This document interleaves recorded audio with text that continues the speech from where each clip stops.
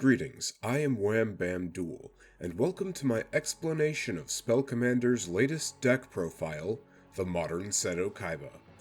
I highly recommend watching his video first, as this one is meant to go more into depth with some of the choices made when creating this deck. Starting off with the main deck monster choices, let's establish the basic outline I had for them.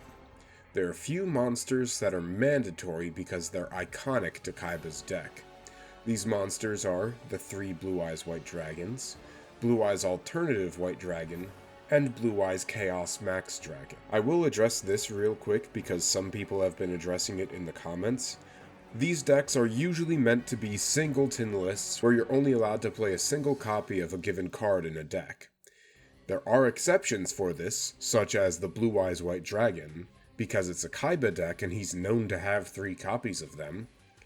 But, as you can see for the rest of the deck, they're all one-offs. That's just how character decks work. And they work like that because multiple copies of a single card in a deck usually tends to make a deck pretty boring. Like if this deck was all 3-ofs, there would be a lot less variety with what this character deck could do. And these aren't really made to be decks that people duel with, they're more made to be decks that people can script duels with. And when a deck can do a lot more than just 3 things, it can make for some really compelling duels. Now, for the rest of the dragons in the top row of this deck, Abyss Dragon is included because it's an amazing searcher. Jet Dragon is both hilarious and a fantastic protection piece that also has some good bouncing. And Dragon Spirit of White is good for back row removal and spot dodging to tag out for Blue Eyes. Chaos Dragon, naturally, is meant to be set up for Chaos Max to deal a game-ending blow. Deep Eyes is mostly just there for some flavor. It's a decent recovery piece, and was iconic in Kaiba's duel against Yugi in Dark Side of Dimensions. Now to explain why certain Blue Eyes dragons were left out of this deck. Blue Eyes Shining Dragon is far too high a cost for far too little of a reward. Malefic Blue Eyes, Toon Blue Eyes, and Heart of the Blue Eyes are all cards that go to other decks. Blue Eyes Solid Dragon is just not very good. Sure, it can negate a monster's effects at a slow speed, but that's all it really has going for it. Additionally, it can only tag out when the opponent uses a card or effect, so it's a lot less versatile than Dragon Spirit of White. Then there's Paladin of White Dragon, who is absurdly slow, outdated, and power-crept, as sad as I am about that.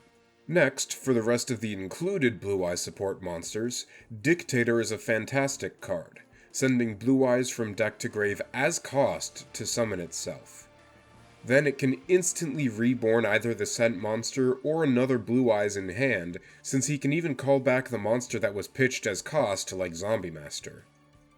Then, it has the Patrician effect built in, so it's never dead on the field. Neo Kaiser Seahorse is obviously meant to set up Spirit Ultimate Dragon. The combo is that it summons itself, decreases its own level to 3, then uses itself another level 1 tuner, and a Blue Eyes to make the big synchro, since it has to be summoned with double tuning. Maiden of White does everything. I don't even need to say anything else about this card.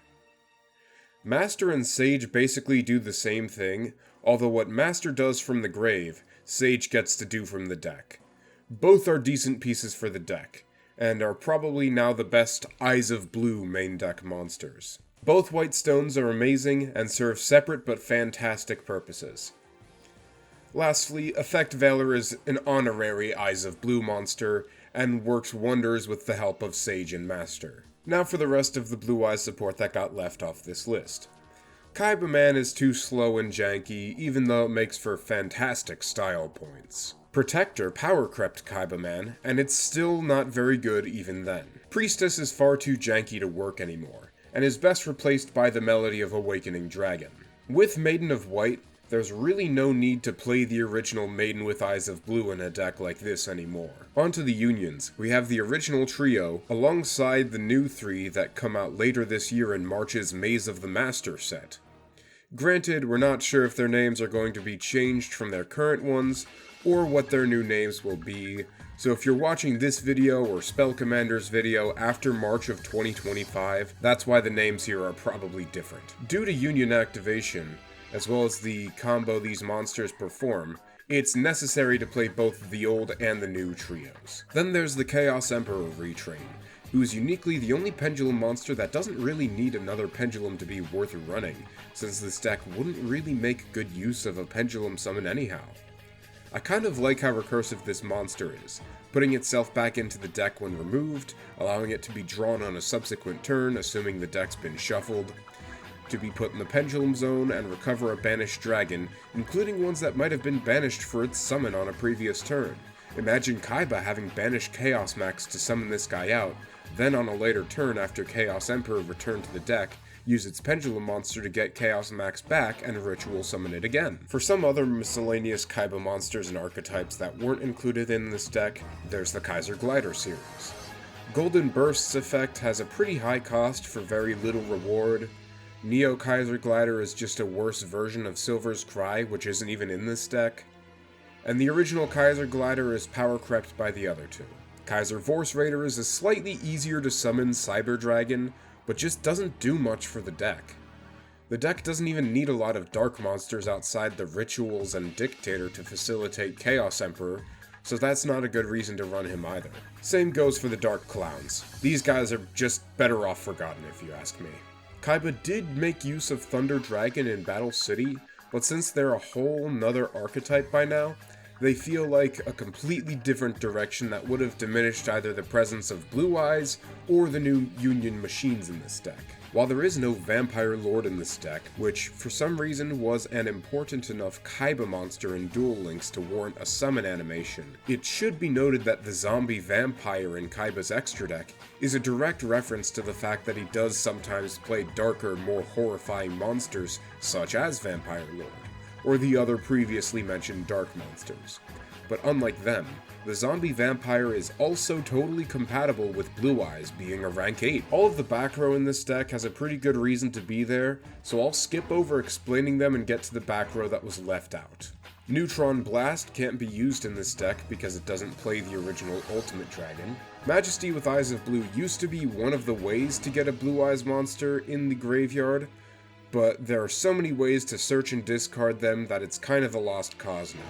Rage with Eyes of Blue is extremely janky and not worth the payoff. Everything that Vision with Eyes of Blue does is instead done better by the rest of the cards in the deck. Strength and Unity is a card that's better used when Kaiba and Yugi are tag dueling, and Beacon of White is such a slow and inefficient way to recover a Blue Eyes. Just use Return of the Dragon Lords. Destined Rivals is another card that feels more like a tag dueling card for Yugi and Kaiba than anything else. Unauthorized Reactivation's job is better completed by the field spell, as well as Union Driver and Pilot. XYZ Combine only works with the original trio, and therefore doesn't support the deck enough. A to Z Energy Load is just a win more card, and requires the opponent to activate it.